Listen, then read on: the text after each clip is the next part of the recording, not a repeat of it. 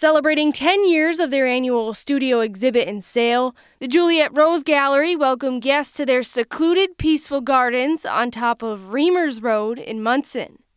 The afternoon was complete with an opening reception of refreshments and self-guided tours through the gardens that were filled with ceramic work made by local artists.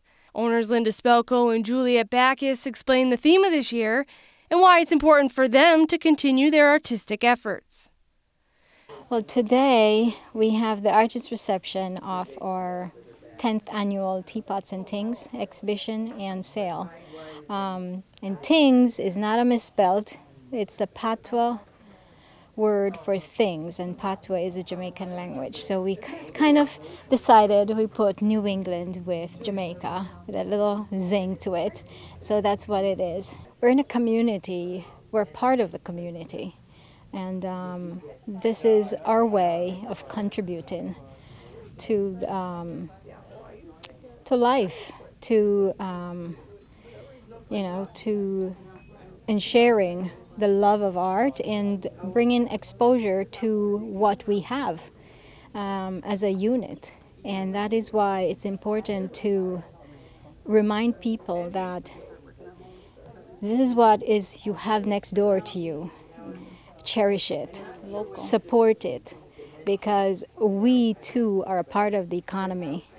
And without art and flowers, what would this world look like? Without love, pretty much is what it comes down to. The studio was born shortly after their friendship, formed in East Longmeadow back in 2002. Short after I moved here from Jamaica, there was a pottery studio in East Longmeadow. I started out there renting a space and substitute teaching, and Linda was kind of refreshing her skills, doing a class there. I substituted her class one night, and she offered to give me a ride home since I didn't have a car, and we became fast friends. She found out that it is my dream to have a pottery studio. Used to work at Walmart too at the time, which I did not like so much. And she apparently had the same dream of having a pottery studio too. And she said to me, hey, why not do a partnership? And her husband, John, helped us to refurbish their guest, it used to be their guest house. It was fun, it was amazing, and how fast we got. Everybody, our friends came, and everybody just, it's like little mouses everywhere, you know, trying to accomplish a goal, help us to accomplish our goal. And so we decided, in terms of the title of our business, our name, I'm Juliet, and her grandmother was Rose, so she, and her mother-in-law, and so she wanted to honor both of them. And we put Juliet with Rose, and Juliet Rose Gallery and Studio was born. Linda never expected her hobbies to transform her home into her lifelong dream. We bought this property 20 years ago, and we have 4 daughters, and we homeschooled, so they had horses and goats, chickens, geese, and it's just flourished, really. The gardens were, there was only maybe 10 plants when we moved here, and I found out that I just love gardening, and this is the result of everything. Another thing I want to say is that I'm a potter, and I've learned from Palmer High School, is where I went to high school, and that's where I learned how to pot. And my brothers potted, you know my brother, and it just goes to show that something that you took in high school can change into something that is your life. And Juliet agrees. With our dream, just achieving this goal and having this peaceful environment and ambience to work in.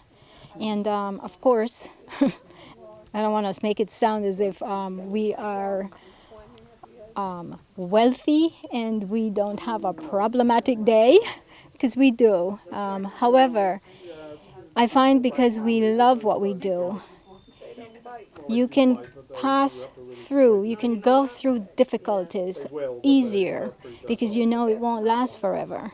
And you remember, you think of the big picture as to why am I doing this. It's not just about us. It's everybody else that it brings joy and inspiration to. And without our studio associates,